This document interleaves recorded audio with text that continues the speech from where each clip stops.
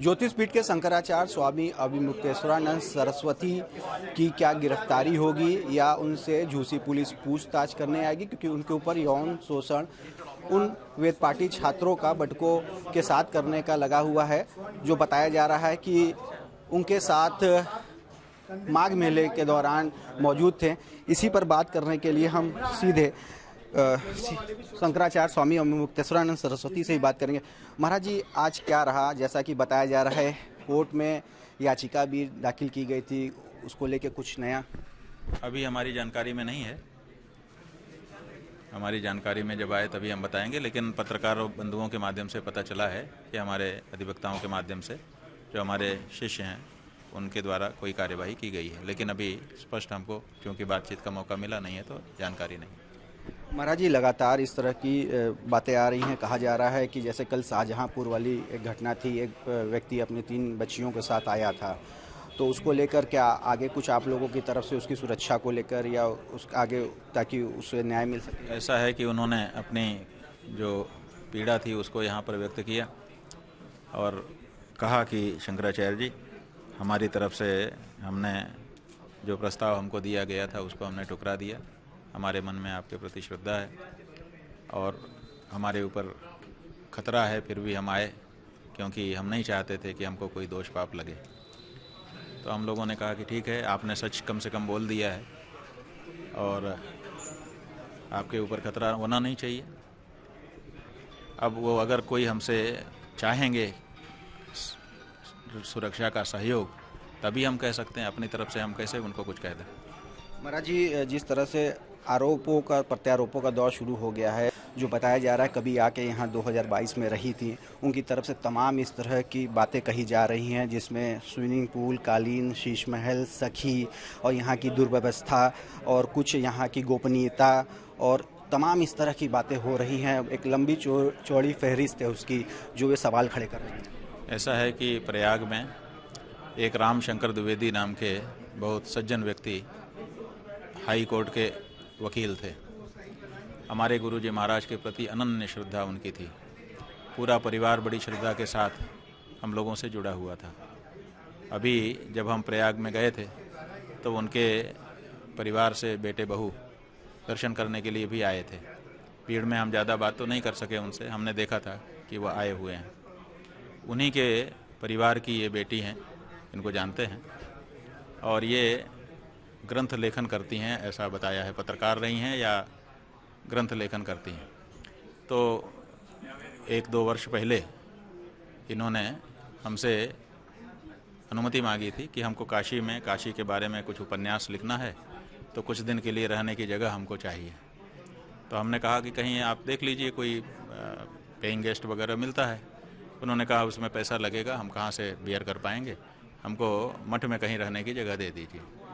तो हमने सोचा कि इतने पुराने परिचित परिवार की बिटिया है और ग्रंथ लेखन के लिए रहना चाहती है, तो हमने अनुमति कर दी थी। तो हमारा जो हनुमान घाट का मठ है उसमें हम लोगों ने उनको एक कमरा दे दिया था कि आप यहाँ रह करके अपना कर लीजिए।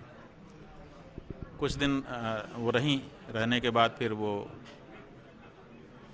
कहने लगी कि हम तो बहुत दिन यहाँ रहेंगे। तो ये हुआ कि भाई लंबे समय तक आप कैसे रह सकती हैं। इसी मठ की बात है? हाँ, नहीं, ये हमारा दूसरा एक मठ है यहाँ। उस मठ में हनुमान घाट एक मोहल्ला है, वहाँ पर हमारा मठ है, वहाँ वो रहीं। और जब उनसे कहा गया कि अब समय ज़्यादा हो गया, अब आप दूसरी व्यवस्था कर लीजिए अगर लंबे समय आपको रहना हो, तो वो गजब सा व्यवहार करने लगी। हमारे प्रबंधक को कहने लगे कि अगर हमको निकालने के लिए कहोगे तो हम तुम्हारे ऊपर चरित्र का लांछन लगा देंगे। तो वो घबराया। हम दूसरी जगह थे, उसने हमको टेलीफोन किया कि ये माता तो ऐसा कह रही हैं। तो हमने कहा आप लोग मोबाइल कैमरा चलाइए और रिकॉर्डिंग करिए और उनको कहिए कि आपने जितने दिन का समय मांगा था आपका पूरा हो गया, आप अब जा सकती हैं। तो फिर उन लोगों ने ये प्रक्रिया अपनाई और फिर वो उनको निकल जाना पड़ा। तो उससे बुरा मान करके वो कुछ भी कह रही होंगी।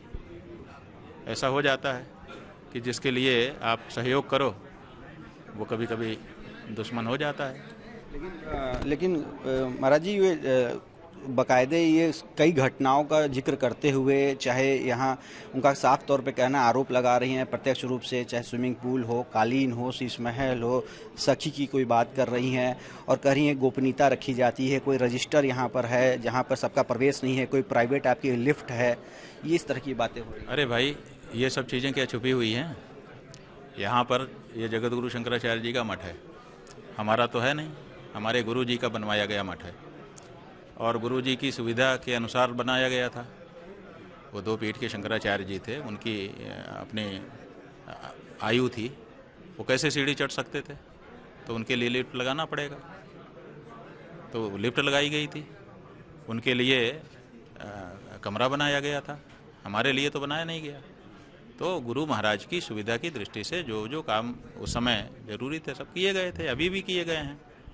वही मठ है, कोई दूसरा मठ है, हमारे आने के बाद हमने कुछ नया अपने लिए कुछ बनवाया नहीं है, तो इसमें कौन सी बात है?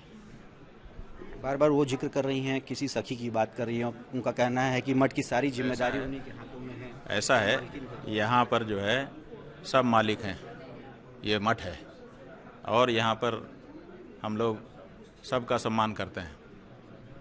हमारे गुरुजी ने जिन गुरु भाइयों को जहाँ रखा है और जिन गुरु बहनों को जहाँ रखा है, अपनी वसीयत में लिख करके गए हैं कि हमारे जिन शिष्यों को हमने जहाँ रखा है वो वहीं रहेंगे जब तक कि निकालना जरूरी ना हो जाए। तो किसी का कोई आचरण गड़बड़ हो तो कार्रवाई की जा सकती है। गुरु महाराज ने जिनको जहाँ रखा था, केवल यहीं की बात नहीं है, देश भर में जितने मठ हैं, जो जहाँ था, ये देखिए दीदी आइए, ये हमारी बहन है, ये हमारे गुरुजी की शिष्या हैं लक्ष्मी मणि शास्त्री जी। ये लोग मध्य प्रदेश में नर्मदा के किनारे एक आश्रम है, उभय भारती महिला आश्रम, गुरुजी ने वहाँ रखा था, आज भी वहीं रह रही हैं। तो जिसको जो गुरुजी ने जहाँ रखा था वहाँ वो रह रहे हैं। तो अगर हमारी कोई बहन यहाँ पहले से गुरुजी के द्वारा रखी गई है तो हम कैसे उसको निकाल सकते हैं? ये पूरा मामला के संज्ञान में भी है, जैसा कि आप बता रहे थे, कुछ ऑडियो वगैरह पहले आया। ऐसा है कि 2 दिन पहले एक ऑडियो हमारे पास आया था, वो आशुतोष से बात कर रही थी। माने आशुतोष जो इस समय हमारे ऊपर आरोप लगा रहा है, उसको फ़ोन करके बोल रही थी कि ये गड़बड़ी है, ये गड़बड़ी है, ये गड़बड़ी है। इसका मतलब है कि वो अपनी खुन्नस उसको बता करके निकाल रही थी ताकि वो ये आरोप हमारे ऊपर लगाए। तो इससे पता चलता है कि उनके मन में दुर्भाव है और वो जो हमारे विरुद्ध खड़ा हुआ व्यक्ति है उसके साथ मिल करके हमारे को बदनाम करने की चेष्टा कर रही हैं। तो हमारे गुरु परिवार के, द्विवेदी परिवार की बिटिया होने के कारण हमने उनको इतने दिन यहाँ रहने की सुविधा दी थी, उसके लिए धन्यवाद उनको कहना चाहिए। धन्यवाद न कह करके अगर इस तरह की वो बात कर रही हैं, और मठ में अगर कोई रजिस्टर है जिसमें लोगों को आने पर नाम दर्ज होता है तो वो तो ज़रूरी है, कैसे पता चलेगा कि कौन आया कौन गया? ये सब बातें ऐसी हैं जिनका कोई सिर पर नहीं है। आप इस तरह से कैसे किसी को बदनाम कर सकते? क्या लग रहा है, कोई इस तरह से कोई बड़ा षड्यंत्र बैक टू बैक आपके ऊपर इस तरह के आरोप लग रहे हैं? अब बात यह है कि निकल करके तो आ रहा है, जहाँ जहाँ से जिसको निकलना है यही समय है, निकल जाओ। हम तो स्वागत कर रहे हैं कि कम से कम पता तो चल जाए। फिर से हमारे सामने आती तो हम पता ही ना रहता कि इसके मन में क्या है। तो अच्छा ही है, उसने कह दिया तो हमको पता चल गया कि अब इसके मन में ये बात है। क्या इस तरह की चीज़ें आपकी लीगल टीम या बाकी लोग संज्ञान लेंगे, कुछ मानहानि या इस तरह की चीज़ भी करेंगे कुछ इनके खिलाफ? देखिए, परिवार की बिटिया है, अभी हम उसको देखेंगे।